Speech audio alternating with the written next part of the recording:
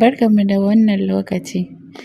To yau wani bayani ne mai sauƙi na zo da shi na ɓangaren wasa tsakanin ke da mijinki ma'aurata.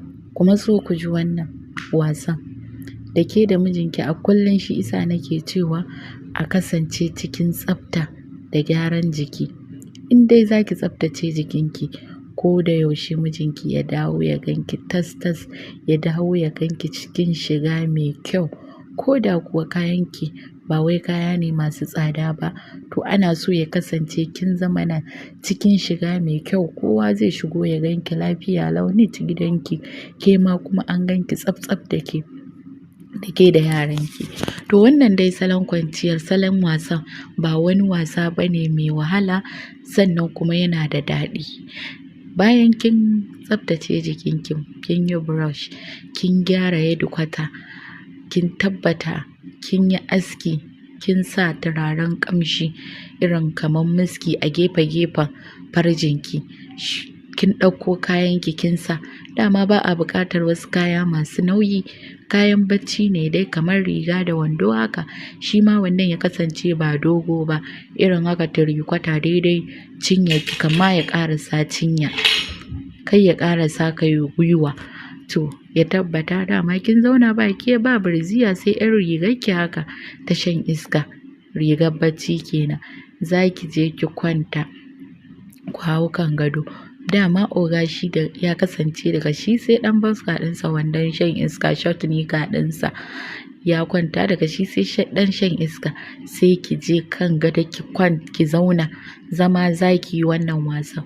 Dama kun fara shafe-shafen ku tun a falo, kun fara rungume-rungume, kun yi hugging ɗin juna, kun yi waye, kun yi haka, sai ku ƙaraso cikin ɗaki. Ke sai ki zauna ta jikin gado, ki jingina da jikin allon gado, shi kuma zai kwanta ne, ke kuma sai ki samu ki buɗe ƙafafunki, sai ya zo ya shiga tsakankanin cinyarki kamar zai kwanta a cinyarki. To amma ba fa akan cinya zai kwanta ba, a nan headquarter a nan zai kwanta.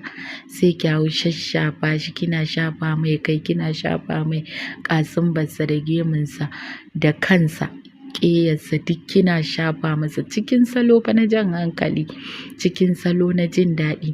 Shi kuma daga ɓangaren ki, tunda ya sa kansa a headquarter nan tsakankanin farjinki, ya sa kansa yana ta nasar ƙanshin da yake fitowa daga cikin jikinki, yana nasar ƙanshi. Shi isa a ko da yaushe mace kar ta kasance ba ta da turare.